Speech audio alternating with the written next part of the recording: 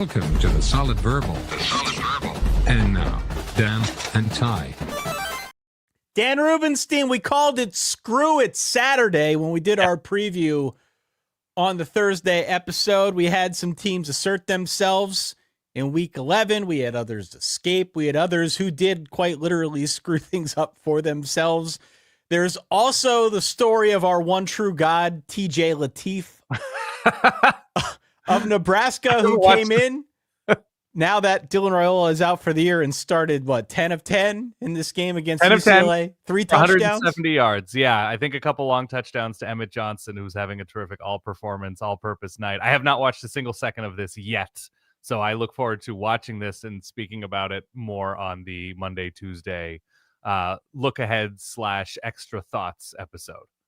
I've got it on in the background here. I'll keep you posted if there is anything significant. Nebraska leads right now.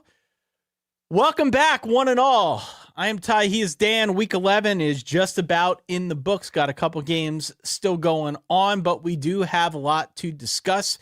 It was not one of these weeks that we looked at in advance and said, aha, look at all these games. It's going to be crazy. We did not say that. There were a couple that we were very excited about that we talked about in great detail.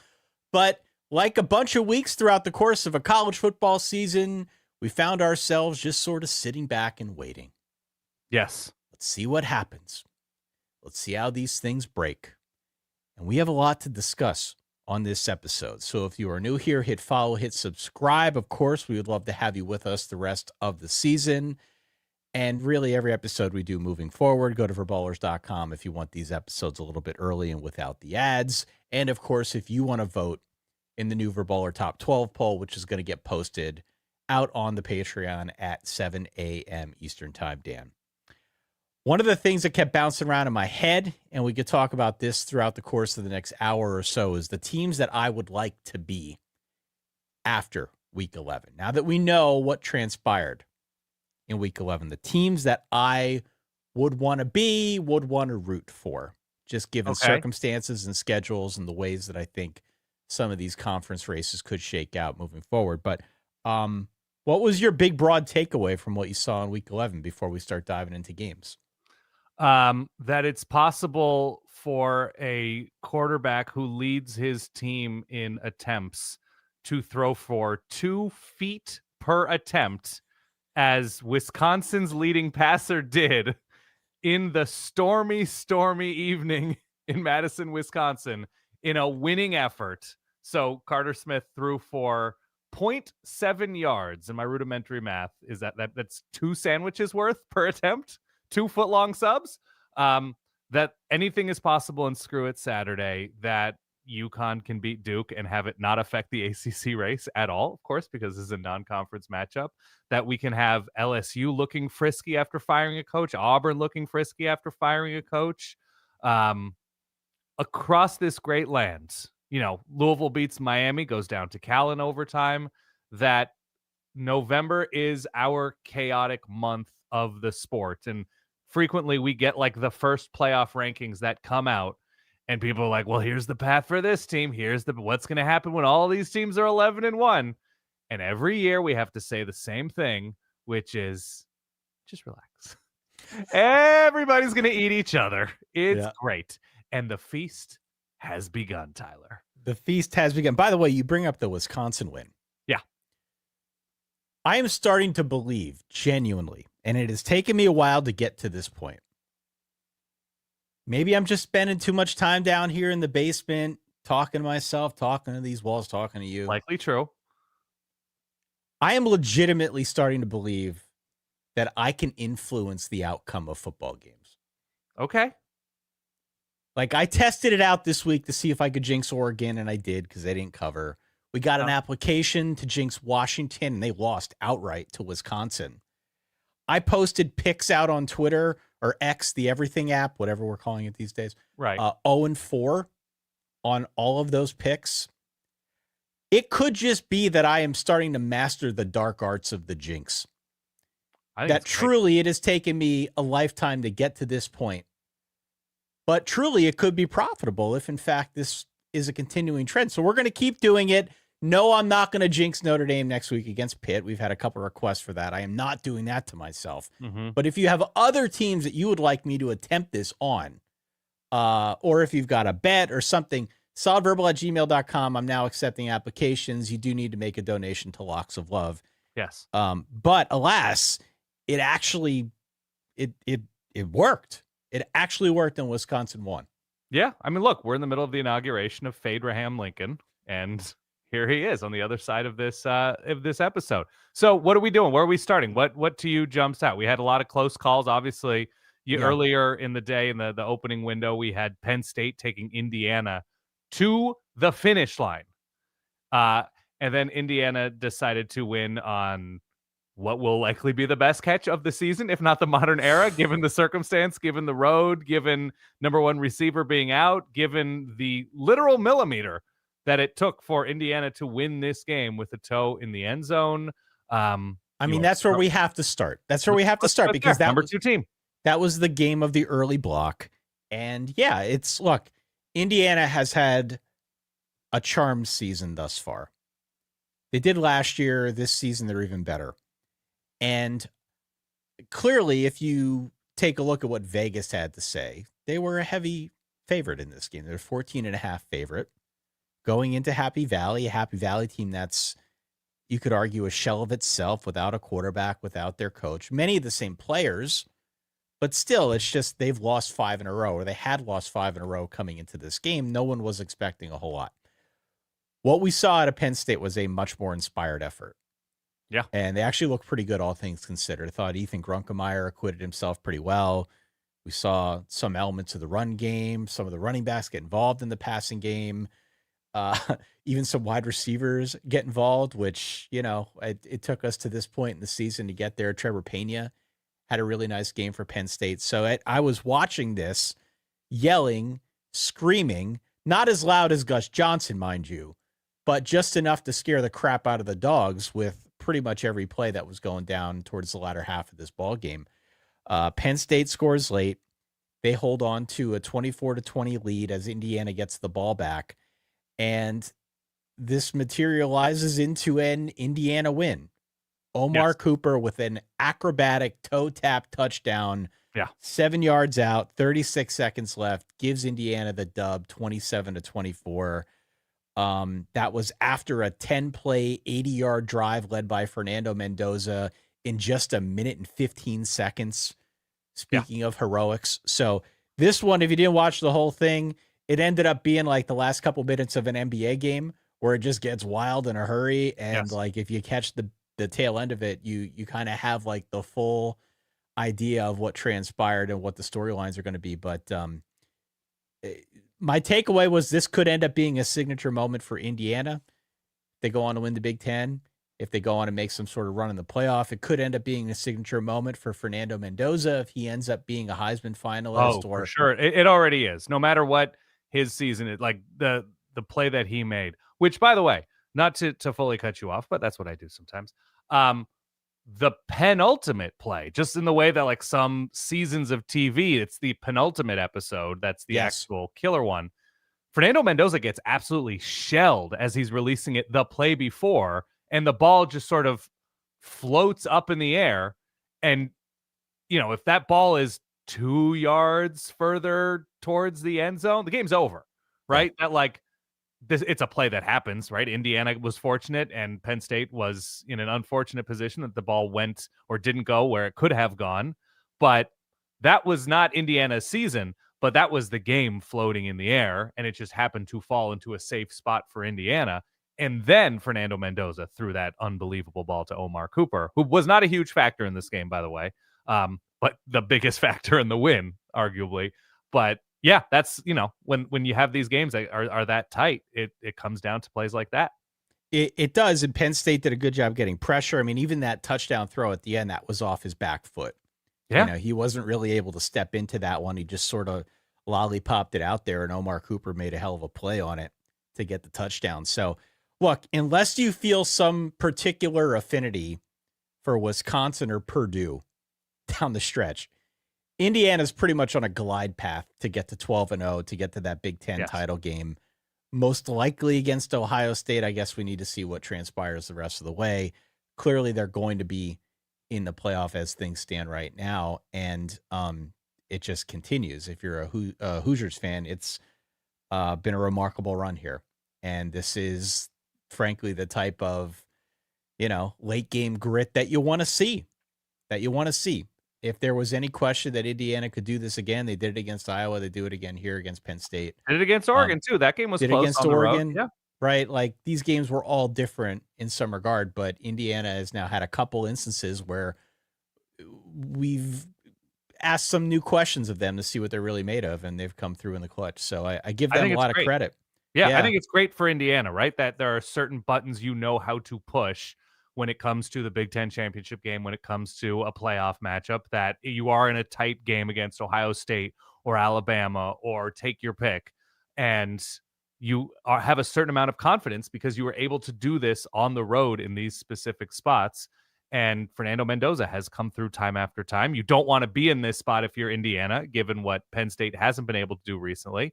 And honestly, I kind of like the juice for Penn State because whatever their future is, we've got Grunkemeyer completing passes down the field. This is not a half offense because there was the threat with Trevor Pena. He looked good. I thought Grunk looked pretty good. He made plays in a losing effort, and obviously there's going to be a new regime in State College, but that they're going to go into whatever this new era is with just a little bit of juice, right? That this is not a locker room. This is not a roster that has completely folded, right? They were in it late against Iowa. They were in it late against Indiana. And whatever the future holds, there's somewhat of a foundation going into the offseason. And on the Penn State side, one other aspect that has gone reported among some of the Penn State writers that, many of whom we know personally, but the storyline coming into this game was how little juice many of the reporters were picking up in practice this week when they talked to players. Even the stadium before the game, I had some people messaging me that it was like a blue-white game, the spring scrimmage, right? That it didn't feel like there was a whole lot of juice around this game. And lo and behold, they gave it their best. Still, the agony continues for the Penn State community. It's been like 6 straight weeks of stomach punches now since that Oregon game, and they still have yet to beat a Power 4 opponent in 2025. That's not good. Not ideal. It's we're in the shadow of Thanksgiving. By the way, if the friendly folks at Tropicana, if you're interested in who's got the juice from the Solid Verbal, not a sponsor, could be. Ty and I are eager to talk about all things juice. Continue. 27-24, a big boy win for Indiana on the road in Happy Valley. Let's stay in the Big Ten, though. Let's go to Iowa City, Dan. There were about 8 minutes left in this one. Oregon had a 5-point lead. Iowa was starting on their own 7, and I sent a note to you saying, here's when Iowa puts together the 7-minute drive that steals your soul. Sure. You did. Can confirm. And just like that, Iowa had a 12-play, 93-yard drive that ate up 6:45 on the clock. Pretty good by you. And they came away with a 16-15 lead with 1 minute and 51 seconds left. Like, we were chatting throughout the course of this game, and the sentiment that I was getting from you was, hey, Oregon's down its top 4 pass catchers. They had some bad breaks. Obviously, the weather was terrible, but they did run the ball kind of at will. They did. They smashed them. It felt like for a good chunk of this game that they were the better team out there. Agree. And my sentiment was mostly the same. Like, Oregon ran for 261 yards. But the ultimate question that I didn't really address directly with you, but was bouncing around in my head was, yeah, but where are the points? Right. Totally fair question. Where were the points, Dan? Where were the points? They were not finishing those drives. Obviously, Dante Moore had an early interception. It was a great play by an Iowa DB throwing to like the 6th string receiver, true freshman on that play. Again, not an excuse. Great play from Iowa, but that's where the points were on that specific drive. Dante Moore tripped over, I think, either his center or the right guard's foot after an interior defensive lineman got a quick push, and there was a wide open tight end running in the end zone on that play. Doesn't matter. The Iowa defense made the play on 3rd and 5 or whatever, and Oregon had to settle for 3. They weren't able to finish some of these drives. On that final drive, an Iowa DB held an open receiver who burned him. That went uncalled. That's okay. It's going to happen. You got to fight through. Everybody has penalties that don't get called. So ultimately what happened was Mark Gronowski made 2 or 3 terrific throws, terrific reads, wide open. A couple of times, I think it was a tight end. Once it was a receiver on a big play. And Iowa was able to keep drives going. Oregon had some untimely, questionable penalties from my end, but obviously I'm a biased narrator here. Iowa played in a huge game and committed 0 official penalties, so that's good. They're a team that came into this game, I think, leading the nation in lack of penalties. So it is on brand for them to play very clean, disciplined football. But, in a big game, 0 penalties on offense or defense, good for them. And Oregon was unable to finish some of those drives. They got great kicks from Atticus Sappington, their kicker, including the game winner with basically no time left. Is that his real name? I believe so. Atticus Sappington. It sounds like a Monopoly piece. You know what? If he plays his cards right, board game reference, it just might be someday. And Oregon with a gutty win, a really gutty win. They won the line of scrimmage. They won special teams, which sounds like the Iowa formula. But Oregon went to Iowa City. Both of the teams had to deal with the same bad weather. And Dante Moore threw an absolute dime on that final drive up the right sideline, the top sideline, whatever. I don't remember where the ball was placed. What a big balls throw that was, huh? To Malik Benson. But yes, Oregon was down their starting right tackle. I'm sure Iowa was down key players as well. Starting right tackle, their 3 leading pass catchers after Gary Bryant went down early. And it was just a tough, hard-fought game. I came away very impressed with Iowa's resolve in this one. Without consistent offense, they weren't able to get anything going on the ground. And Mark Gronowski is a tough runner to bring down. He was able to extend drives with his legs. And Oregon was ultimately the better team, able to close out the game, even though they weren't able to close out a number of drives. I came away really impressed again with Dante Moore in crunch time. And, we've seen it a couple times this year out of him already. We saw it first person when we were at the Penn State game, the one that went into overtime, and just how the crazy play he made when Oregon got the ball in overtime. It does not seem, and this is kind of a trend for a lot of these young quarterbacks, these first-time starting quarterbacks. I guess Dante Moore's not a first-time starter, but first-time full-time starter with Oregon, let's say. Yeah. We look around college football, and a lot of these guys who have just gotten the reins this year, they step in, and I've talked about it here before. They don't seem fazed by some of these big moments in crunch time. No. And Dante Moore, I think, is a prime example of that. This is another instance where he just seems very cool, calm, and collected. He knows what needs to go down. He's able to move the ball quickly. It doesn't seem like there is any kind of panic. It doesn't seem like they're disorganized. It seems as though, I guess that's a sign of being well coached, but I also think that's something you can't teach. Even if you practice it, having the ability to not play outside of yourself, stick in the moment, be good at what you're good at, and just use your skill set to move the ball down the field. He's very good at doing that. Yeah. And I was really impressed by him on a, bad weather day, road environment against a really good defense.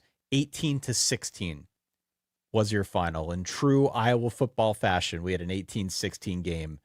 But, more to the point, like we just discussed with Indiana, these were 2 escapes against good teams, or good defenses at least. Agree. On the road. And it's hard to come away from these games being anything other than impressed for the victors. I agree. It was not. I ate a whole pizza in the third quarter. I stress ate an entire pizza.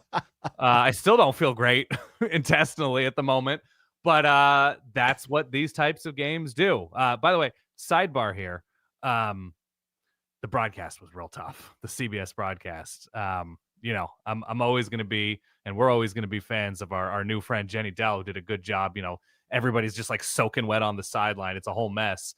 But Gary and Brad in the booth, we're just doing a whole lot of hey man, what a moment. And what are you saying? What doing the Pat what are your McAfee? thoughts?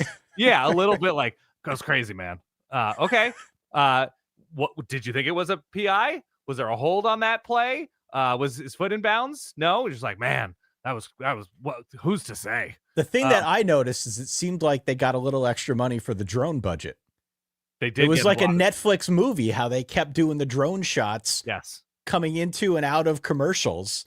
And sometimes in the middle of a series, like we don't need these drone shots. Of course, it's a beautiful view, and Kinnick Stadium is an iconic venue in college football. Okay, like this is not anything against that, but it was like, why do we keep showing these shots here? Yeah, are we paying this guy more than the day rate, and we got to get our money's worth for the drone pilot? I didn't understand that, but I'm with you. It was a tough broadcast, but ultimately, I'm happy that Oregon was able to come out alive, and very impressed with how Iowa was able to battle.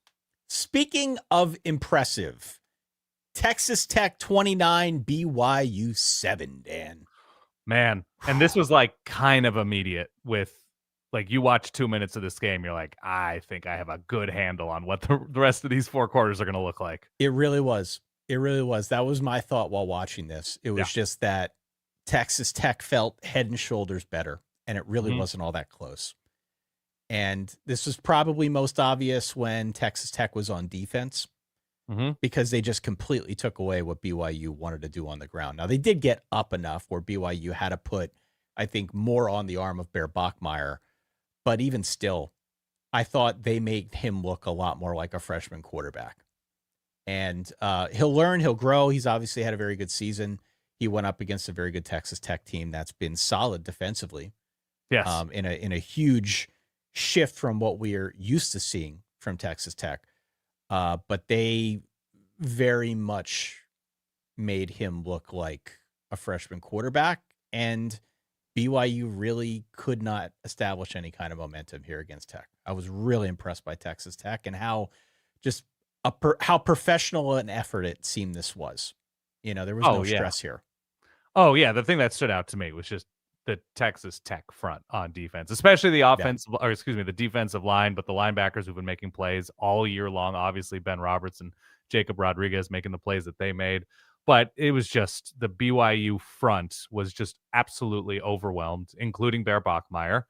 And that's okay, because kind of everybody has been by Texas Tech's defensive line, especially this season, which is why you go out and overhaul a roster. And this is all a compliment, by the way.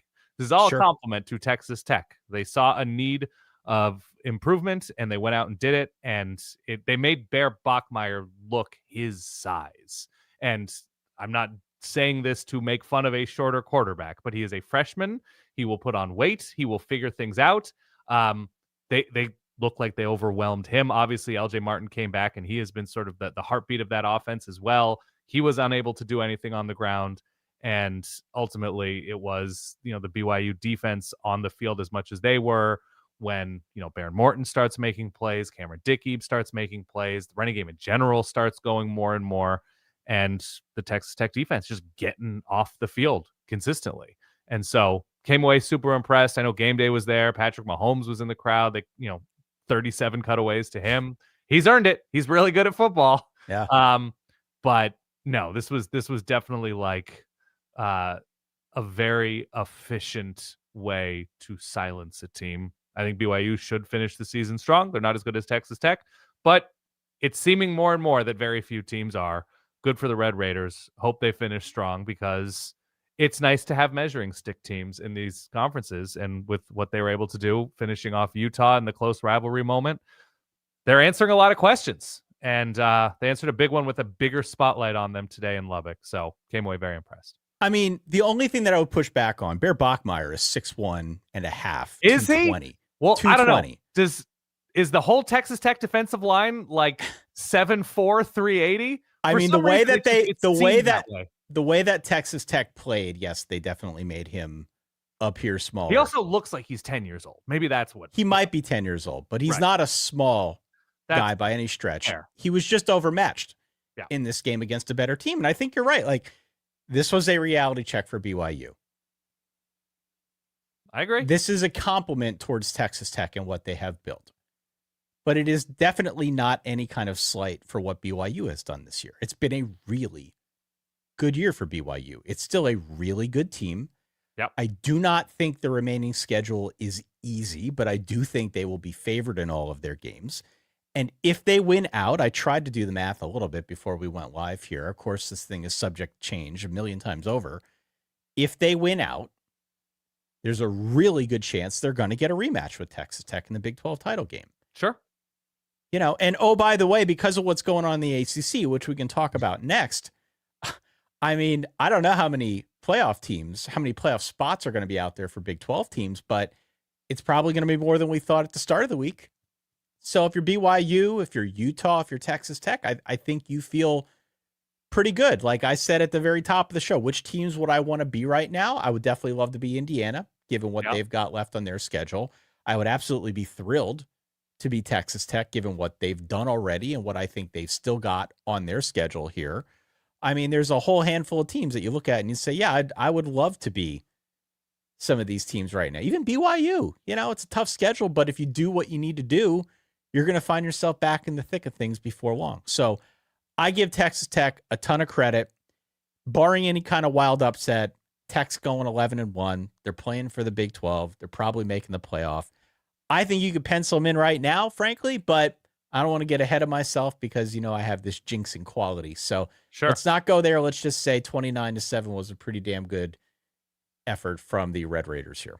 Yeah, I wouldn't hate to be Wake Forest. Complete a pass? I mean, I guess maybe sometimes we'll still win. We don't Why don't we go there next? Doubles. Where are we going next? Let's go to Wake Forest and Virginia next, okay? Okay. Top 15 team goes down. UVA lost 16-9 to Wake Forest. Wake Forest gives the Hoos their first conference loss. Virginia came in ranked. Virginia came in control of their ACC destiny.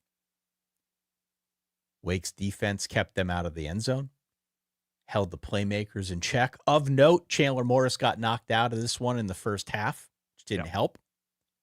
But ultimately, I think Wake's ability to survive in just an ugly way, to capitalize on special teams, like these things had a cumulative effect. And taken in totality, held Virginia down from really getting any kind of momentum. And that was sort of the story of this one. Like the single biggest play in this game, perhaps the turning point, was a bouncing punt that was returned 88 yards by Carlos Hernandez. That was the game's only touchdown. It was in the third quarter. That was the dagger. That was it. That was what swung momentum. That's what put this one out of reach. You have games like this that end up being ugly. This was one of them. And Wake just got the better of Virginia by holding them down, by getting the best of them on special teams. And, by making a commitment here, I guess, to winning ugly. Yeah, absolutely. Also, the stat that was thrown around a bunch was I think Virginia had fumbled it 10 times this season heading into the game and recovered all of them. They lost 3 tonight. Yeah. The math is going to bounce back as well. So really nice performance from Wake. But yeah, as you mentioned, just nothing on offense and scoring the way that they did. And it doesn't change anything about either one of these teams' seasons in general, as in terms of like how successful we are viewing. No. Like this is like the third, fourth game we're talking about in November. Wake, Virginia. It's bonkers successful seasons from both of these teams, and they've earned it. Both teams were short of 300 total yards. Yeah. In effect, this was like a kicking duel. Mm-hmm. We had some field goals in the first half. We had the special teams play. Neither team could really finish drives, but it was 16-9. To your point, UVA is not out of this ACC thing. I mean, this definitely puts a bit of a dent in their chances of getting to that ACC title game. But there's a big game coming up next week against Duke. Duke lost, by the way. Wasn't a conference game. You talked about this at the top. They lost to UConn. UConn, who could go 9-3. UConn's actually half decent. Yep. Way better than most people realize. But this game between Virginia and Duke next week is going to have a lot of significance on who ends up playing for the ACC. So maybe there was a look ahead here. Maybe it had something to do with Chandler Morris getting knocked out. I'm sure that did not help. But alas, Wake gets the upset. And Cal. Yeah. With an upset of Louisville. 29-26 in overtime. 29-26 in overtime. Cal goes for it on fourth down, gets the win. A nice day through the air for JKS and was it Jacob De Jesus? And Cal going on the road. This doesn't happen in the hinterlands. Louisville, obviously, without Isaac Brown, struggles through the air with Miller Moss to get any sort of pop and juice going. And obviously incredibly disappointing if you're Louisville. And Justin Wilcox, I saw somewhere, I don't remember where, it may have been our Discord or something, like he just saved his job yet again, the unkillable Justin Wilcox at Cal. But impressive, absolutely impressive from Cal. And I mean, Louisville's season's not over, but this is, the appetizer in the ACC feast for sure. It is. The season's certainly not over. They would need a lot to break. I mean, a lot to break for them to have a shot at playing for the ACC. I know, but so I think for all intents and purposes, some of those like higher level goals that they might have had after beating Miami, those go out the window with a loss like this. But this 3 is losable games, by the way, coming up for Louisville and Clemson, Kentucky, who all of a sudden is like undead zombie Kentucky blowing out Florida, and I believe SMU to round out their schedule. Yeah, so it's gonna get a little bit murky the deeper we get into this thing, but Louisville is still a formidable team. They've still got some good wins, and obviously what they did in Miami a couple weeks ago is going to have, it's going to have a pretty big impact on how things shake out in the ACC. So, but if you're Louisville, you don't want to be like, yes, we affect things, just more broadly speaking. No, you want to win. You don't. So you don't want that. But I think we're probably at the point because of this loss where some of those aspirations are done. Sure. Look, they can't all be UConn. Not everybody can be UConn. Beating Duke. Yeah. Not everybody can be UConn. No. What else jumped out to you in week 11? Bill Belichick won. Dabo Swinney won. That's nice. Just to round out ACC. If we round out the ACC, we had wins by Bill Belichick. We had a win by Dabo Swinney. 24-10 over Florida State. Clemson was in control of the entire football game. They were in control of the entire football game. Their defense looked really solid, especially in the first half. They kept Florida State off balance. They limited Florida State's scoring opportunities. Florida State struggled offensively for most of the game, scored 10 points, which was, I believe, a season low for them. So this is a really good job by the Clemson defense that has definitely taken some arrows so far this season. I thought they acquitted themselves quite well. What else do we have here? Miami did win, got off to a bit of a slow start against Syracuse, but ended up winning going away. Yep. SMU won. And then I mentioned the UConn-Duke game. I can just come back to that for a second. This is actually a really good game. Please, it was. It was a really good game. So UConn beats Duke 37-34. UConn goes up with about 2 minutes left on a touchdown pass to Skylar Bell. Duke gets the ball back. They're driving to try and tie it. Tell me if you've heard this one before. Fumble, game over. Yeah. This has sort of been the story of Duke's season, where they continue to find new ways to shoot themselves in the foot. They did it again here. Yeah. So maybe there was a little bit of a letdown look-ahead spot, right? They beat Clemson a week ago. They've got the big one with UVA on deck. This is on the road. Maybe that had something to do with it. Maybe it didn't. But Duke did it again, where they found a way to sort of do the funniest possible thing. Yeah. I mean, look, they're in the game. They lose a turnover battle 3-0, and yet they're still in the game at the end driving. But yeah, Duke is it's an entertainment team, right? That they're going to play in all of these games that are super entertaining. And then there are going to be moments where they have the second half against Illinois, where it's just repeated shots into the toes over and over and over again, and just needs to be cleaned up pretty quickly. Let's go over to the SEC and talk about the SEC, because we've talked about everybody else. Yeah. Let's decipher what went down, because we had a couple big games that were of note, right? We had the Georgia-Mississippi State game. Georgia ends up winning that one 41-21. Buddy, they stomped them. They stomped them. It was a really thorough performance from Georgia. On the ground, Nate Frazier had a big day. I thought the play calling was really good. I just thought it was a complete performance. And Mississippi State had just been allowing too much on the ground, and Georgia, went straight for the jugular. Mississippi State actually struck first here. Yeah, they actually struck first. They put together a really solid 14-play opening drive. They were up 7-zip right away. But that's when the defense clamped down. After that opening touchdown, Georgia just stopped everything Mississippi State wanted to do. I think I saw they stopped them on 6 straight possessions after that opening score. They did give up garbage time scores, but that was after the game was sort of out of reach at that point. I thought Georgia responded really, really well. And I was really impressed by how they just sort of put this one out of reach. They outgained Mississippi State by a 567-322 margin. They dominated time of possession. They were 7 of 8 on third downs. They had 30 first downs in this game. And I would just say more broadly, their offensive line looked really good. Sure. They looked really good in this game. So a credit to Georgia for what they did.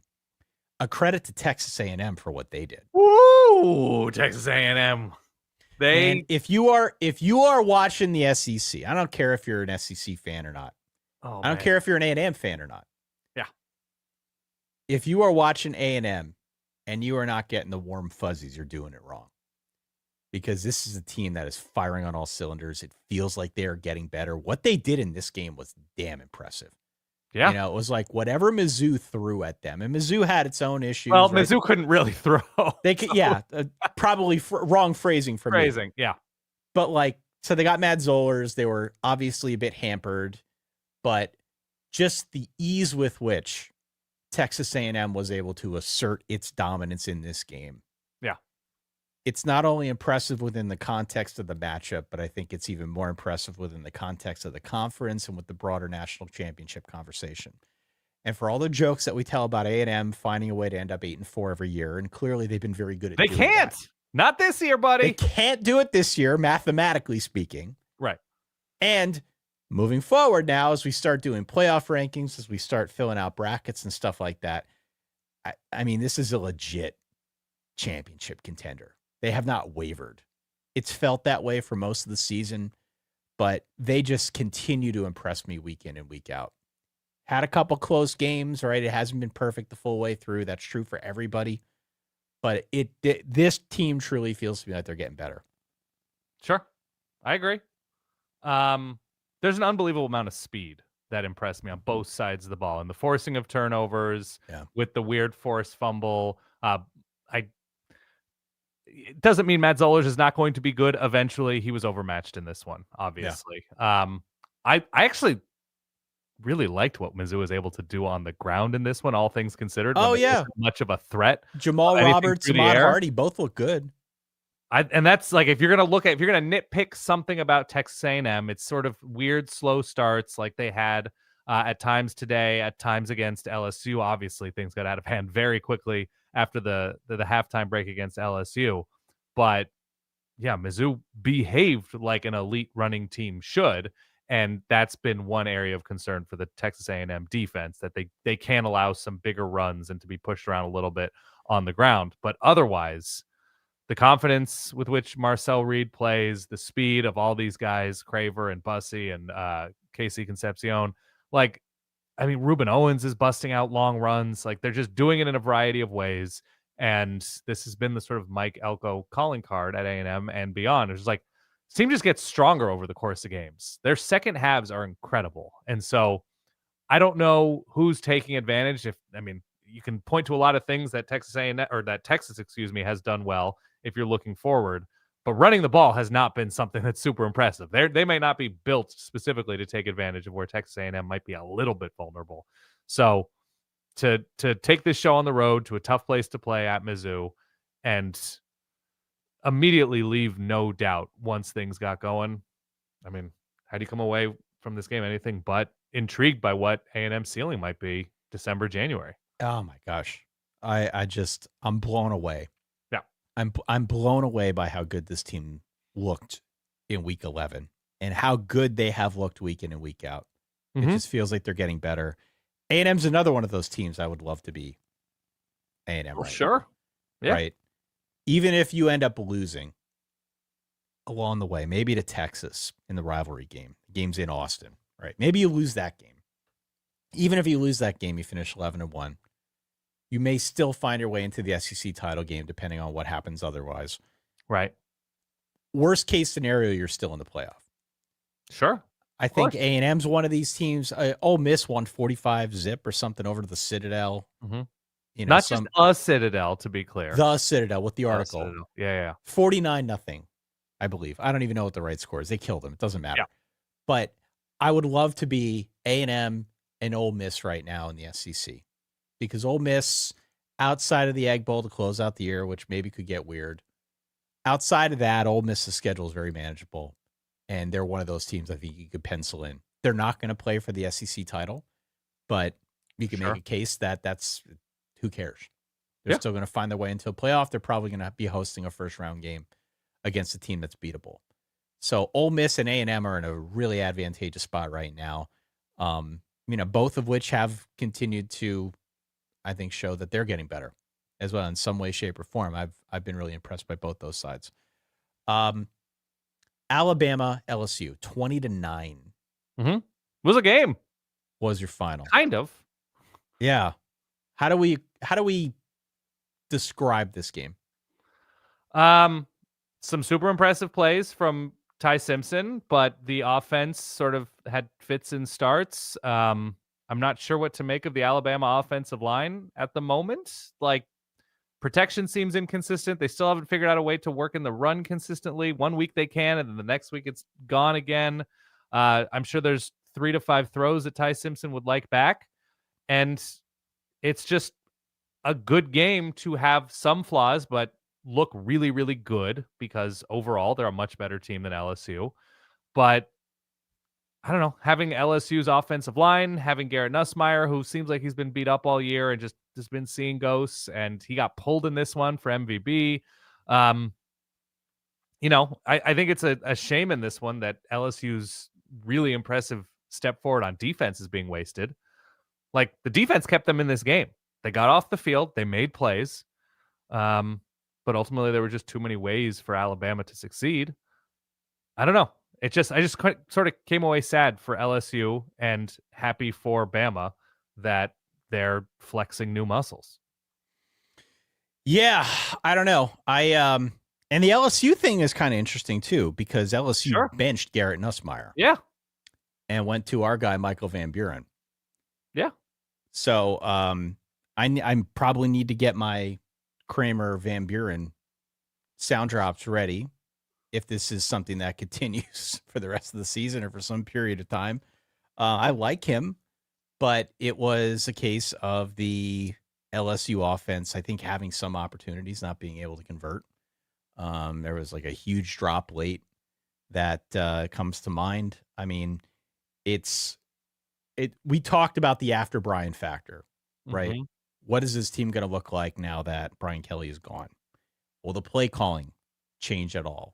Will this team feel different now that Kelly's out of there and it's like Alex Atkins calling plays?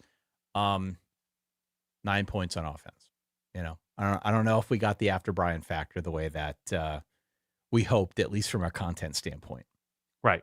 I mean, look, there's also, on the other side, I'd love to see, if we're talking about Texas A&M getting stronger as the game goes on, we're also talking about an Alabama team. Did Alabama score in the second half of the Georgia win? To be clear, it was a win. I don't think they did. Right. I think they scored 3 points against LSU. They need a furious comeback, scoring, a couple touchdowns late against South Carolina.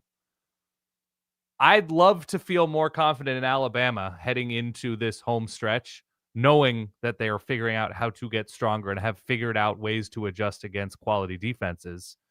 Haven't fully seen that this season. I think the defense is leading the way. The Ty Simpson emergence has been terrific, but I still think this is kind of a work in progress in terms of game management and flow. I don't know. Maybe I'm wrong. I do want to talk about the Florida-Kentucky game briefly, but first we got to talk about Vandy beating Auburn in overtime. Oh, man. So this was a wild offensive shootout that came down to some clutch plays in the final minute in overtime with, again, Diego Pavia stepping up as the hero, right? This was like a back and forth showdown. There was a combined total of over 1,100 yards, Dan. Vanderbilt ultimately is the one that pulls it out. They end up winning this one 45-38. I guess you could say they keep their playoff hopes alive, if that's something we even care about, but I think we're all just a bit intoxicated because of the Vandy story this year, with an 8-2 record, being 4-2 in the SEC, being way better, I think, than many of us thought in the preseason, even on the heels of what they did a year ago. This has just been a remarkable season. The fourth quarter in this game was great. It was a great watch. We had a bunch of lead changes. We had plenty of moments that were nerve-wracking. Vandy rallies from a 10-point deficit. We had Cedric Alexander scoring a touchdown that put Vandy ahead by 8, I think, with 8 minutes left. But then Auburn responds with a touchdown and a 2-point conversion. Ends up 38-38 at the end of regulation. So the key moment in this one was what happened in overtime, which you've probably seen now if you've watched any of the highlights. But Diego Pavia ends up connecting with Cole Spence, 4-yard touchdown pass that ends up sealing the win. Auburn then can't convert when they get a chance at it. 4th and 7, that ends the game. But the story of this one, outside of that moment where Pavia scores or throws the touchdown pass to Cole Spence, it's Diego Pavia. He had 477 total yards and 4 total touchdowns, Dan. Yes. We've seen this now a couple different times with him where you don't always know how he's going to make his presence felt. Maybe in this one it was a little bit more apparent, but I think back to a game a couple weeks ago, right? Like, you don't always see it right away with him, but he just sort of like grows into a game in a way that you can't teach. And that makes him really, really dangerous as somebody on the other sidelines. Like, he just finds a weird crevasse to work his way in and impact the game in a really serious way. Part of me is convinced. I mean, he has convinced me with how good he is that he only knows between 3 and 7 plays in the playbook. And if those plays are called, he's going to nail them. But otherwise, he's like, I don't know what they just called. Let's go do something weird. And it usually works.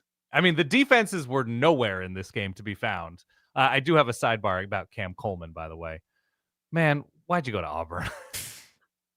I mean, I understand that, like, in a weird way, in a backwards way, it helps to spotlight just how good he is because of how disadvantaged the Auburn offense has been these past couple years with Peyton Thorne and Jackson Arnold and Hugh Freeze. And I don't know, it's just been a bad situation. He's so damn good.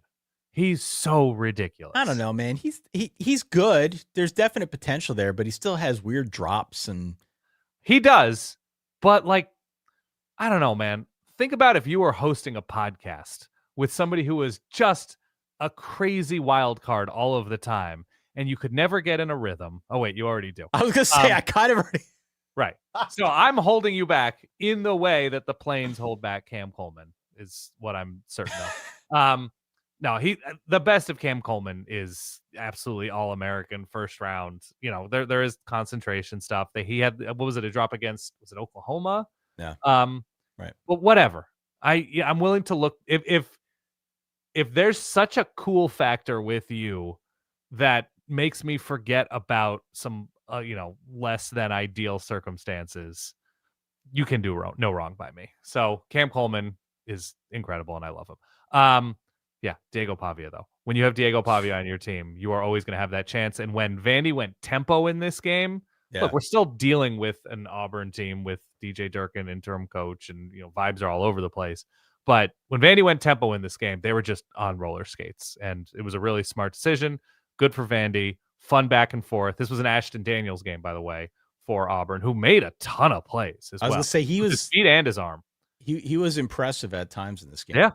No, he deserves really all the flowers as well. But yeah, good for Vandy. Whatever their high aspirations are for this season are still alive. I don't know. I'm not a Heisman voter. I know a bunch of Heisman voters. I'm not one of them. I would be very curious to talk to some people who are, to get their read on Pavia. because a lot of times the guys that get invited to New York, they're on teams that are playing for something of real merit. Yeah. And I mean, not to say Vandy isn't. I don't know where Vandy's going to end up. They're doing the SEC. It's not when bad. all this is said and done. No. It's like I said, it's been an incredible season. I think completely separate from the win-loss record, from whatever the stakes are that Vandy ends up playing for at the end of the year. I don't see how you can't put this guy in New York. I don't see it. He was the story of last year. Yeah. He's one of the top 5 stories this year. He is fun to watch. He has captured everyone's imagination. He is putting the team on his back week in and week out. Mm-hmm. This is an offense built almost entirely around him. I don't see how you cannot put this guy in New York, especially with a very muddled Heisman field. There are no clear-cut favorites like we have seen in years past. I don't know. At this point, we can have a Fernando Mendoza conversation. We can have a Julian Sain conversation. We can have a Joe Fagnano quarterback at UConn conversation. But are any of those guys far and away the favorite to win the award? I mean, not as long as Wisconsin's winning with Carter Smith going 3 of 12 for 8 yards. I just don't think, like in previous years, we're in the spot here in November where we can say, oh, yeah, that's the guy who's probably going to win. That's true. We have no idea. And I think Pavia's got as good a case, if not better. Okay. And I think he should be there. It's a good year for do everything type guys, like like Haynes King at Georgia Tech, right? Yeah. That they're almost more MVP than Heisman.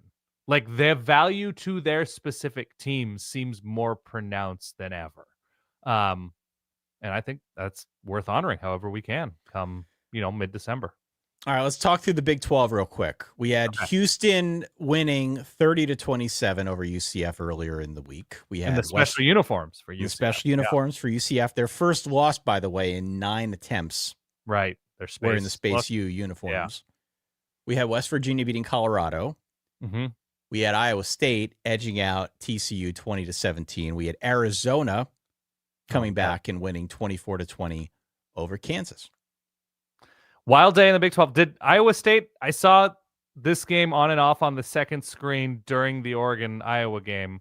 Went back and forth with TCU, who was wearing like the blood frog look, the red and purple. That screws up your eyes. I know. I could barely watch this game. It was giving me a headache. Yeah. This is not specific to TCU. Ty has issues with red and green visually. It's bad. This is horrible. I couldn't even watch it. I'm sorry to hear it. It's this, and it's like when Baylor wears the green shade that is grass. That's real tough for you too. But no, I think I want to say Iowa State basically clinched this game on a punt return touchdown. It was in the fourth quarter. So they were down 17-6 with about 13 minutes left. Right. And through some combination of Carson Hansen and the 79-yard punt return from Aiden Flora with a minute and a half left, that was how they ended up winning this one. They came from behind. They were trailing big, down 11. They end up scoring 14 unanswered to win 20-17. Yeah. No, wild day. The Kansas-Arizona game was almost too chaotic to watch a lot of. It was just a lot of busted plays. It was a lot of lead changes late. But honestly, very good of Arizona, who has struggled at times this season to finish winnable games, to beat a Kansas team that was giving them all they could handle. And Arizona, I don't know, they have a tasty November, let's call it, in front of them to have a really nice turnaround year. The only other thing that I'll offer on the, I guess, Big 12 side is that we got to see Juju Lewis from Colorado. Colorado did win. Only saw highlights of him, but it looked like he was hitting some shots downfield. He looked really good. Good. Yeah, 299, 2 touchdowns, no picks. He looked really good. Stepping in for Caden Salter. And Colorado, I think, is officially not going bowling now? Correct. That is correct. Okay. That is correct. So, that rounds out the Big 12. Was there anything in the SEC we didn't hit? Forgot Kentucky, Florida. I was going to say. I want to talk about Kentucky, Florida. What's up with Kentucky right now? What is going on with these guys? I think Cutter Boley's got a little bit of juice. I think so, too. He's young, but I don't know. There's a spark there. What is going on with Kentucky? There's zombie Kentucky. I don't know. Do I have the sound? Roll time. Not Kentucky, but That's my Bama, the zombie Bama, but we can play it here for Kentucky. They look pretty good. they looked good. Dante Dowdell hit a couple big runs. And I mean, look, we're talking about like after Brian factor for LSU and the after Hugh factor. We talked about how this was maybe a letdown spot for Georgia because it was letdown look ahead. What Georgia has Texas next week, I want to say. Yep. But man, was it a letdown spot for Florida in this one. DJ Lagway was all over the place. I need to watch this game more closely. I was flipping back and forth tonight, He got benched though, right? He got benched. It was a true freshman who came in, and I want to say he was benched within like 3 minutes of Garrett Nussmeier. Like when you had the split screen baseball wild card stuff going on. Yeah. It was like, okay, which extremely heralded SEC quarterback is really going to no, they're both benched. Okay. So we had that. But yeah, that's another game I'm interested in watching closer because Kentucky making some noise. Making a little bit of noise. All right. Over in the Big Ten, just to sort of round things out, we had USC winning 38-17 over Northwestern. The story of this game was not that they won. It was the fake punt. Oh, the illegal fake punt, as it turns out? Is it illegal? You see that? So, okay. Paint the picture, and then Bruce Feldman wrote an article about this. He talked to Mike Breyer, and he explained why it's illegal. Continue. USC ran a fake punt.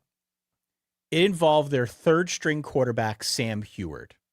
Okay, now, if Sam Heward were out there wearing his normal number, you'd like to think that through scouting and through their prep work, they would have seen it coming a mile away that there was some sort of fake. Mm-hmm. As it stands, Sam Heward changed his number this week to number 80. So apparently he changed it 3 weeks ago, and nobody noticed it because he's the third string quarterback. All right. So at some point before they ran this play, he changed his number to 80, which is also the same number as their punter, which allowed him in this game, which, by the way, if you have a play like this, I don't know why you use it on Northwestern, but okay, whatever. Sure. They chose to run a fake punt where they throw Sam Heward out there in place of their punter, Sam Johnson. Obviously, he's got the same number. Nobody sees it coming. The punt works. Everyone's talking about it. USC goes on to win by 21 points. USC's got Iowa next week. That'll be damn interesting. We're obviously going to have to talk about that in LA, I believe. In right? LA. Yeah. In LA. But back to the fake punt. Okay, back to the fake punt. What did Mike Pereira have to say about this? I have not read anything, but my takeaway was, how is that legal? So you can't play two different players wearing the same number at the same position in a game. So because Sam Johnson, that's the regular punter, correct, also wears 80, no team can play two number 80s at punter in the same game. Like how are you supposed to know that though as an official? I don't know how you're supposed to know that, especially because like as an official or as, somebody who's a spotter for Northwestern, how are you supposed to look inside the helmet and be like, that's not Sam Johnson, that's Sam Heward, that's a whole that's the rule. That's the rule USC broke. Obviously, in the moment, it's a nearly impossible rule to enforce unless there is some sort of obvious physical difference between the two players. But yeah, Lincoln Riley talked about that. David Braun talked about how he didn't think Lincoln Riley had called a fake punt since like 2017. And he was like, now I guess I got to go through every issued roster with a fine-tooth comb to notice any irregularities. So it was illegal. It wasn't a huge gain or anything. It was like a 10-yard play. Yeah. Right. But I think the bigger story is this was a spot for USC coming off of a close win on the road against Nebraska. Not a close win, but an impressive win, all things considered, against the Nebraska defense. That they were able to come home, short week, Friday night, and start out a little bit sluggishly, back and forth. Northwestern, I think it was 14-all or 17-14 or something near the half, and exploded in the second half. King Miller had a good game. Mekhi Lemon always has a good game, it seems, and he went off. He was absolutely, a continued dude for USC, and the defense clamped down in the second half in a much more impressive way. But yes, weird fake punt, illegal, but here we are. Well, it's only illegal if you get caught, and they didn't. That's also true. 38-17. Like, as we said, we'll be talking about that Iowa game coming up here. One of our 2 episodes this week. Yeah. Elsewhere in the Big Ten, Ohio State took a little bit for Ohio State to get going. But once no Carnell Tate. No Carnell Tate. Yeah. It was 3-0 in favor of Purdue after the first quarter, but after they got going, the story of this one was pretty much the same story as most Ohio State games, where Julian Sayin, where Jeremiah Smith are basically unstoppable. Mm-hmm. The ground game continues to show real growth. I think they had something like 170 yards on the ground. So it seems as though they are starting to add some load there and get a little bit better on the ground. I saw some complaints about at least portions of the Ohio State line, but I think this is a fan base that can afford to nitpick in that way that perhaps others can't, because Ohio State still looks like world beaters at the moment, though schedule-wise, nobody has a roster and a situation on this schedule, perhaps until that final week, to really offer a measuring stick situation. So we'll see. You know, you'd like to be tested if you're an Ohio State fan, or not if you're a fan, but you'd like to see your favorite team be tested a little bit to see how they respond against a team with a higher ceiling ahead of December-January matchups. But, nothing they can control. Wisconsin did get a win. Wisconsin got a win. They won with 48 passing yards. Their longest pass of the day was a 24-yarder on a fake punt. Mm-hmm. Not great, Bob. Not great in terms of offense, but it was a weird weather situation in Madison as well. For both teams. Yeah.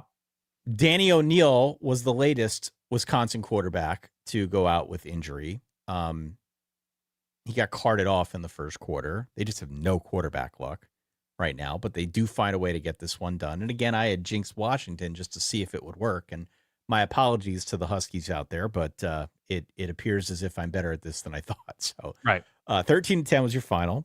They were beat up as well, to be clear. Washington. They were dealing with a bunch of too. Injuries to key players, especially on offense. But Damon Williams just could not find room, could not find passing lanes, and Wisconsin was harassing this Washington offense for much of this game. Again, in soggy, inclement weather. Yeah. I don't know what Washington's deal is on the road. I mean, same with USC to a certain extent. They got over that a little bit with their Nebraska win last week. But I don't know if it's a Jed Fish thing. I don't know if it's just a general internal vibe thing. I mean, they didn't score a touchdown for 3 quarters at Maryland, who I believe just lost to Rutgers. You can fact check me on that. Also in the Big Ten. Struggled against Michigan. I think held without a score for 3 of those 4 quarters. Obviously at home against Ohio State struggled, but that's, everybody's going to do that. I don't know if Jed Fish just brings the wrong chargers, prints the wrong boarding passes. I don't know what's going on with this Washington team on the road, but they do not have any concept of how to leave the Pacific Northwest and maintain quality. You mentioned the Rutgers game. Yeah. I don't need to talk too much about the Rutgers game. Okay. Rutgers won 35-20 over Maryland. I just want to give a shout out to the Rutgers running back who went 41 carries for 241 yards. Antoine Raymond, 240 yards. It's the most in the Big Ten this season, the 3rd highest in the country this year, behind Cameron Dickey of Texas Tech, and Ahmad Hardy of Mizzou. So good on him. He should get one of our dude alerts a little bit later on in the show. Rutgers does need to steal a win against either Ohio State or Penn State if they want to get the 6 wins. More likely that will happen against Penn State than Ohio State, but who the hell knows? Yeah, so Maryland's at 5. And Penn State, Ohio State. Yeah, more likely Penn State than Ohio State. That's right. Man, I don't know what kind of conversation there is to be had about Maryland. I know they're starting a ton of younger dudes, but the whole thing was just winning in September, losing 5 straight, including to UCLA, right? Maryland to UCLA, and then other good teams, Washington, Nebraska. Washington came back. Nebraska was close, but they should have won that game. Indiana was not close. As soon as Mike Loxley has to put on a windbreaker, it all leaves. As soon as October hits, I don't know, man. Weird. Okay.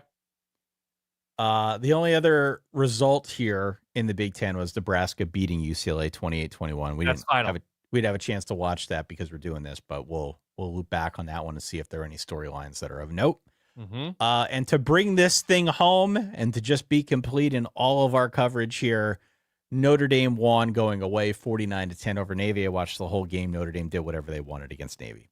Saw that.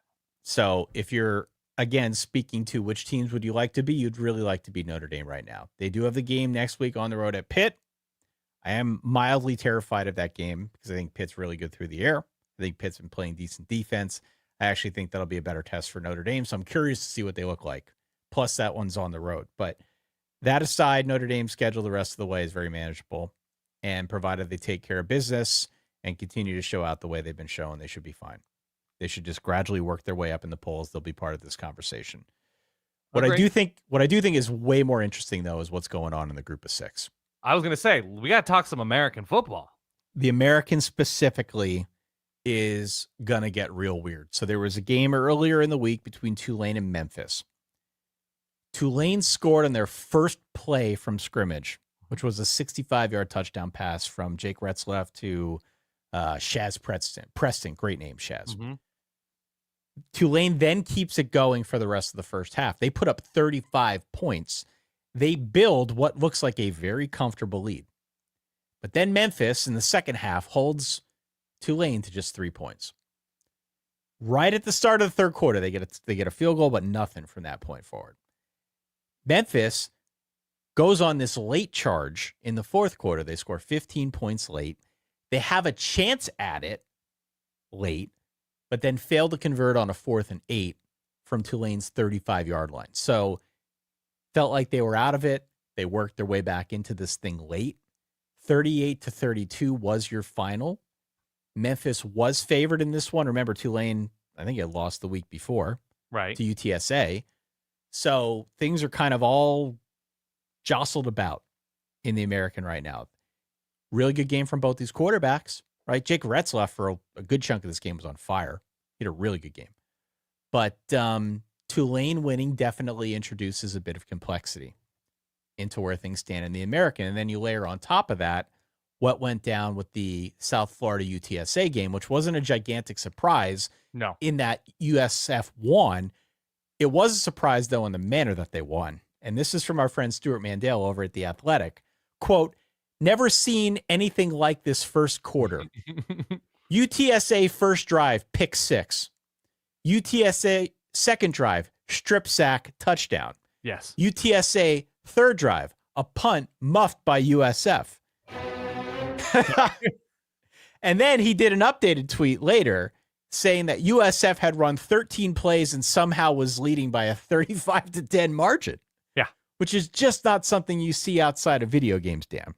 No, this is like if Solid Wife Kate were to come home, be like, "You'll never believe the day I had."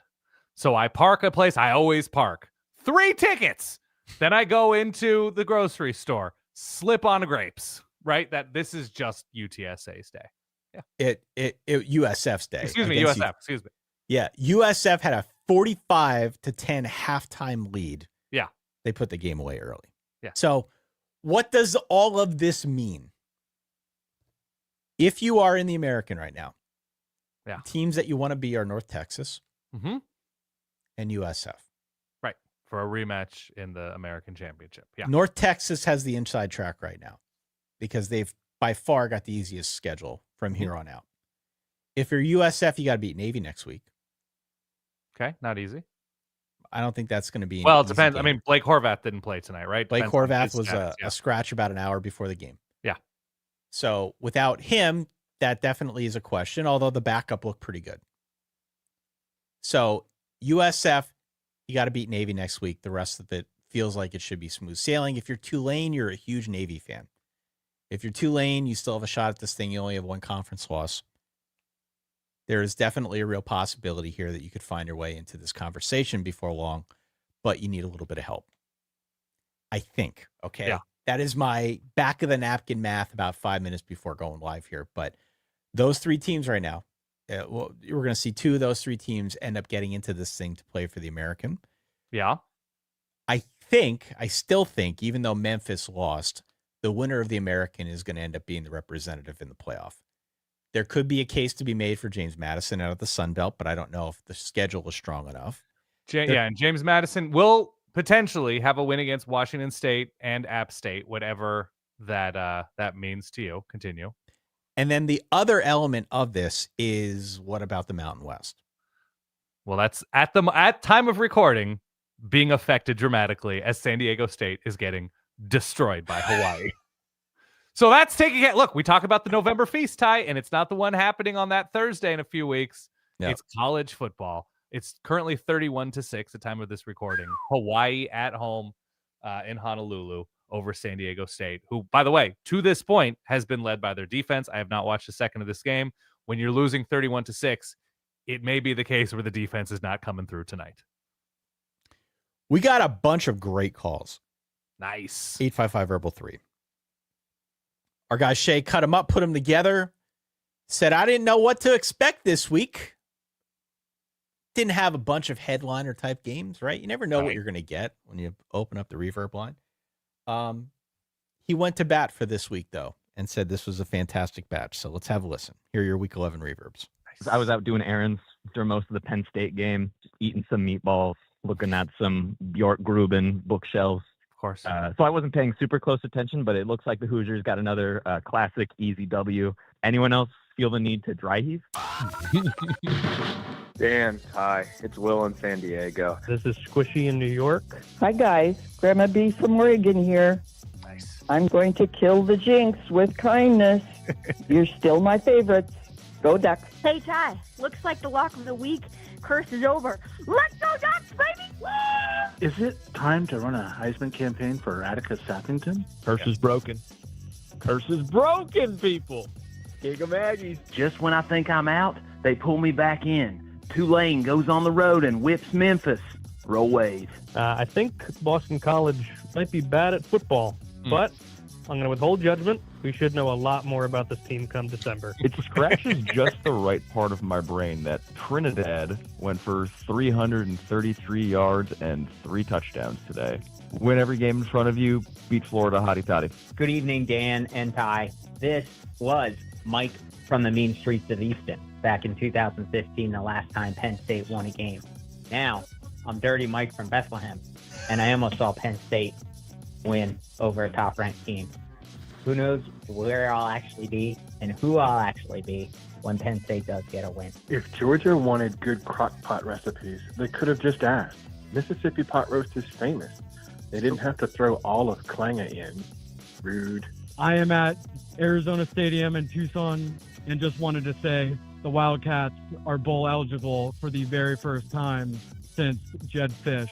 Hi, this is EJ calling in from Dundee, Illinois from a good friend's wedding after seeing my Wisconsin Badgers get their first ranked win since 2021. On Wisconsin, baby. Let's see how many passing yards it takes to beat the Washington Huskies in 2025. 48 passing yards, 24 from the punter. That's a lot of yards. I am simply inspired by the multitude of ways in which Penn State can disappoint. It really takes a spotlight off of us fans of other disappointing teams. Sincerely, an LSU fan. Wahoo, oops. I'll see you at the Mayo Bowl, baby. Watching the Husker UCLA game. Do we have a new Heisel flock of seagulls thing going on here? Or what's up? So you're telling me Fran Brown hasn't used soap since September 20th? Are we going to use the Guess Who Just Got Murdered tracks for Kentucky, Florida? Is Wake Forest the Thanos of the ACC? I'll hang up and listen. I want to tell all the people who've complained about friends who did fall weddings to get over it. My wife did a fall political campaign. That throws a wrench in stuff. But she won. Biggest win of the season. Hi, this is Steve in Atlanta, Georgia, calling about a historic day for the Indiana Hoosiers with their win and Northwestern's loss. The FBS record for most all-time losses has been passed from the Hoosiers to the Wildcats. Let's go 10-win Indiana. Smoke them if you got them. Coach Sig wins again.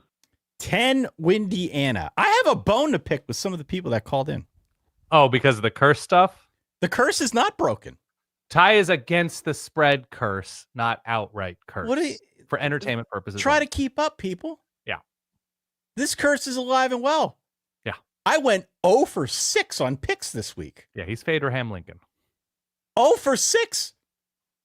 And I went like 1 out of 5 last week. But people don't know at this point, because it's become a bit, if you are picking teams earnestly or if this is a commerce thing for you for quote. I'm not benefiting financially from big this. Charity is.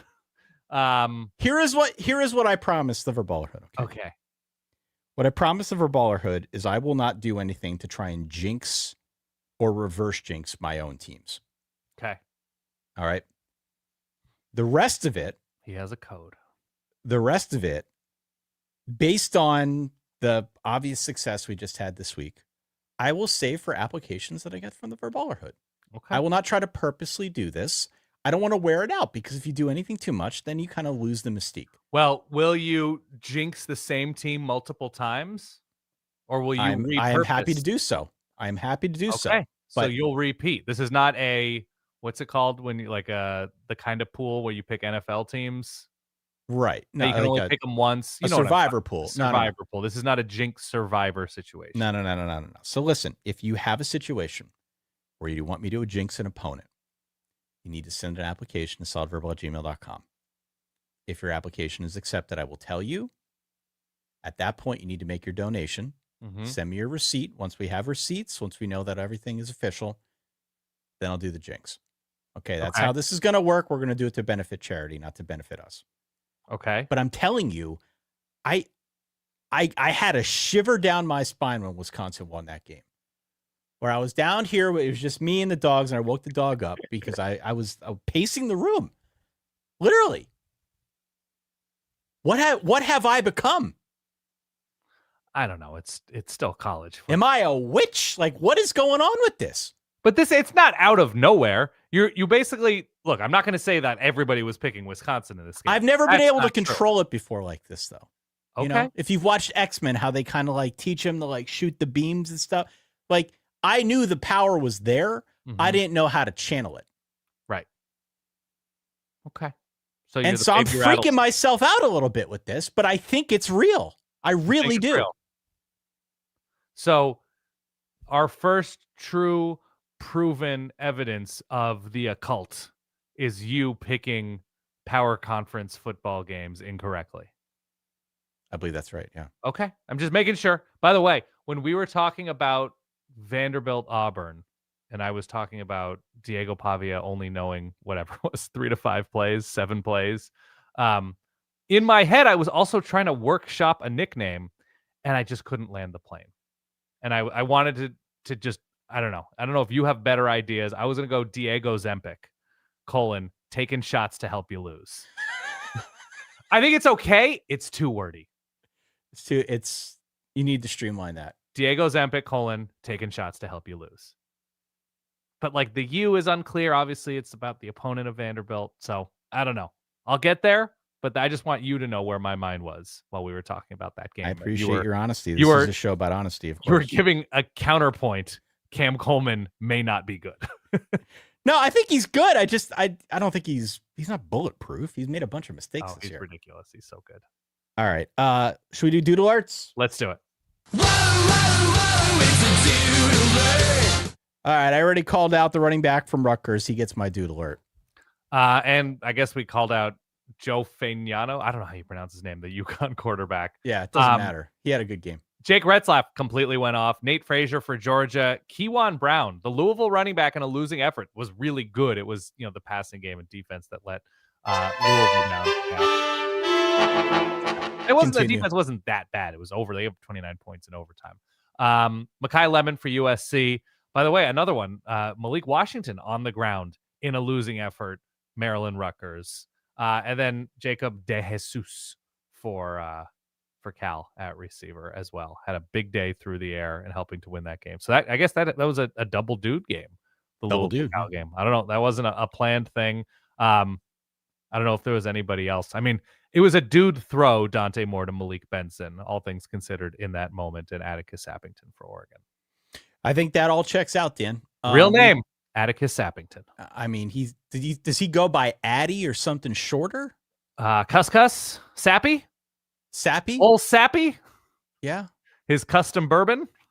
Yeah, old Sappy Reserve. I don't know. Man. It's late at night, Ty, and I'm losing my mind. It is late. Look, thank you to one and all for tuning in.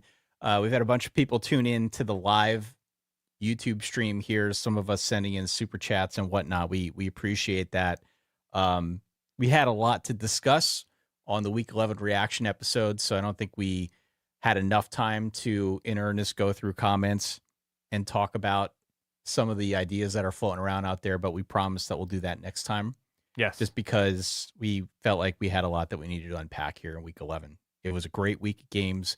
Again, you called it Screw It Saturday. I think to some extent it lived up to that. We had somebody send in the idea that maybe it should have been Stiff Arm Saturday with the way that some of the top performance were able to shush away some of these threats. It is going to get crazy here, and I hope everybody realizes that over the next 4 weeks or so. You know, I think there is always this risk with a week like Week 11 where you don't have these obvious headliner games, that you kind of get lulled into this false sense of security. Yeah. I am urging people not to let themselves do that, because I looked at the slate for Week 12, for Week 13, for Week 14, and what I believe is to come in the conference championship week. I think it's going to get really freaking weird the rest of the way. And this is not just me saying that because I want you to tune into the next episodes. I honestly believe these next few weeks are going to be wild.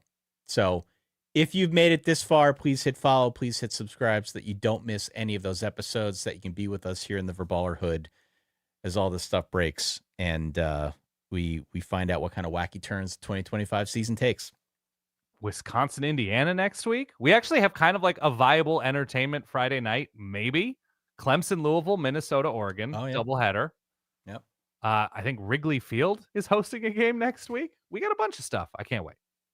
I am very excited, not just to be doing this show with you, but to be out here with all the Verballers. It is always a humbling experience. Thank you for giving us a phone call, letting us know your thoughts. Thank you for tuning in, for downloading, for listening, for supporting us at Verballers.com, and for just being the best damn fan base out there of any college football podcast on the internet. Why don't we leave it there, Dan? It's a late night. It's always a pleasure to do this with you. For that guy over there, Dan, for myself, Ty, thank you. As always, we will talk to you on Tuesday. In the meantime, stay solid. Peace.